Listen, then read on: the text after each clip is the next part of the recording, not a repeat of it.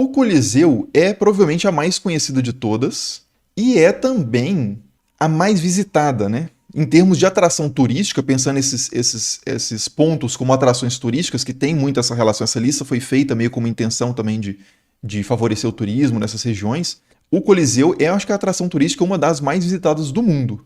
Só que o Coliseu, será que ele bate de frente com a Grande Muralha da China e Petra? Em termos estruturais, ele é bem menor, né? Nem, nada se compara a isso, mas assim, e Petra é uma cidade, então é até injusto comparar. O Coliseu, em termos de arquitetura, ele é mais impressionante do que a Muralha da China?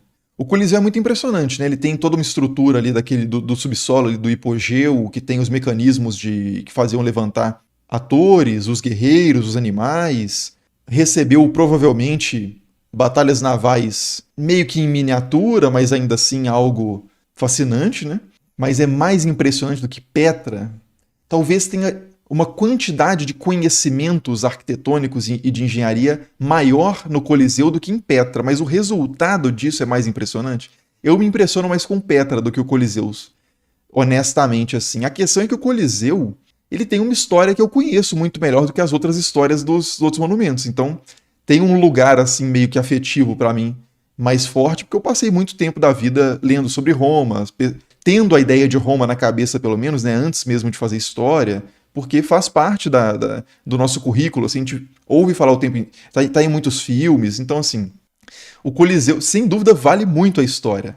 Né? E só para quem não conhece a história do Coliseu, tem um vídeo aqui no canal que eu fiz sobre onde está a metade perdida do Coliseu, que vocês podem ver que está meio que faltando a metade aqui, e onde encontrá-la, que eu falo sobre a história do Coliseu original e da história pós-antiga do Coliseu, ou seja, o Coliseu, originalmente ele foi feito como um anfiteatro, ou seja, um lugar para receber espetáculos diversos de música, de performances, de batalhas, gladiadores, caças, né, que são as veações, batalhas navais, várias coisas. E depois que o Império Romano começou a se enfraquecer, as pessoas começaram a dilapidar o Coliseu para usar o mármore do Coliseu para construir outras coisas, para reforçar suas próprias casas. O Coliseu começou a perder a sua integridade estrutural, ele começou a ruir, mas mesmo assim ele foi utilizado ao longo de séculos para outras finalidades. Então ele chegou a ser uma vila onde as pessoas moravam, ele chegou a ser um lugar de culto cristão, onde havia ali estações da Via Sacra, né, de Cristo, em que a pessoa faz lá a Via Sacra, naquela prática tradicional católica. Então assim, o Coliseu ele foi muitas coisas diferentes ao longo da história, habitou o imaginário, assim, principalmente europeu, durante milênios. Então, a história do Coliseu é realmente muito forte. Né? Foi construído pelos Flavianos, né?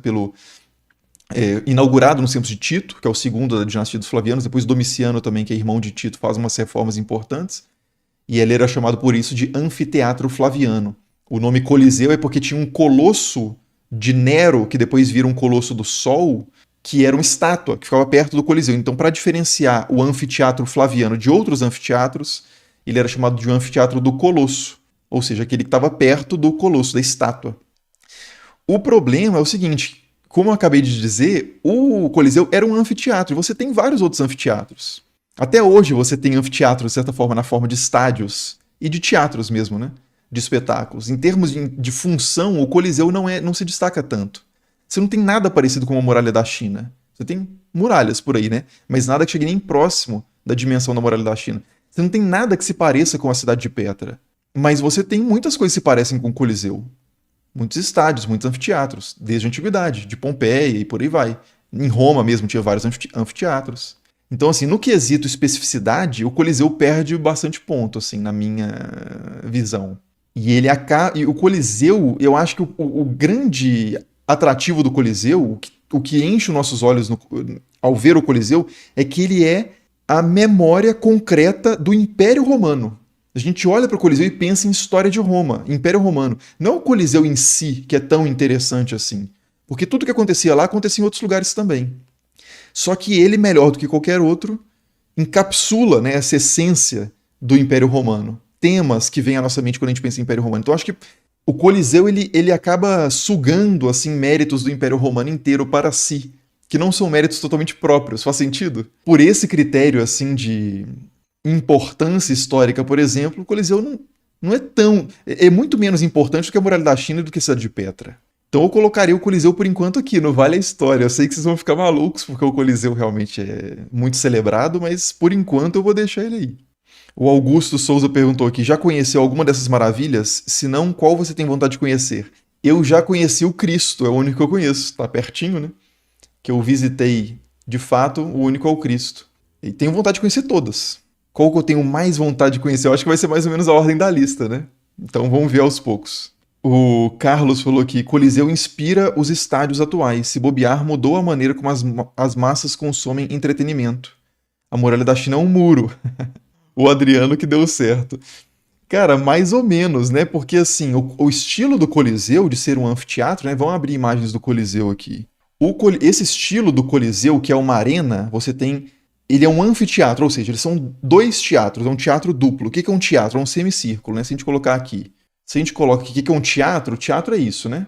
Ele é um semicírculo aqui. E aí você tem a apresentação acontecendo aqui, a arquibancada, enfim, bastidores, cenário, nessa parte. Então, quando você pega dois semicírculos, dois teatros, e soma, você tem um anfiteatro. E aí, você tem vários anfiteatros que são anteriores ao Coliseu. Tinha o anfiteatro de Nero, por exemplo, que é anterior ao Coliseu, e tinha o mesmo formato. Então, em termos de forma, o Coliseu não revoluciona, assim, até onde o meu conhecimento alcança, o Coliseu não revoluciona, assim, de uma forma definitiva, muda a forma como os anfiteatros vão ser para sempre. Ele tem umas coisas que eu acho que não tinha em outros anfiteatros, por exemplo, a questão do velarium, que é aquela cobertura, né? Que isso lembra muito os estádios de futebol, inclusive as arenas modernas. Um Beira-Rio, por exemplo, olha como é que isso parece o Beira-Rio, né? Para pegar um dos principais estádios assim da história do Brasil como referência, de forma bastante neutra, imparcial e objetiva, aqui ó, Beira-Rio, gigante da Beira-Rio, né?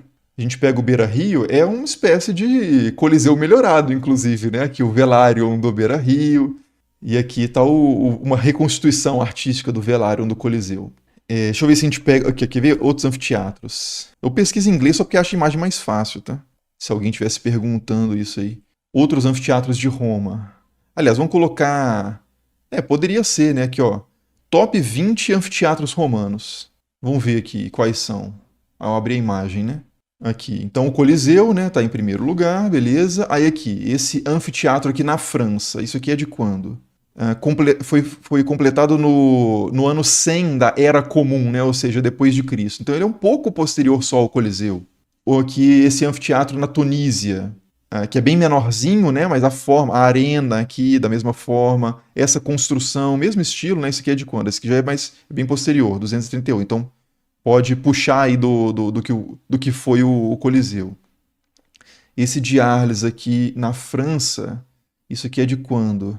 Bom, não sei, mas esse aí parece bem mais recente, né?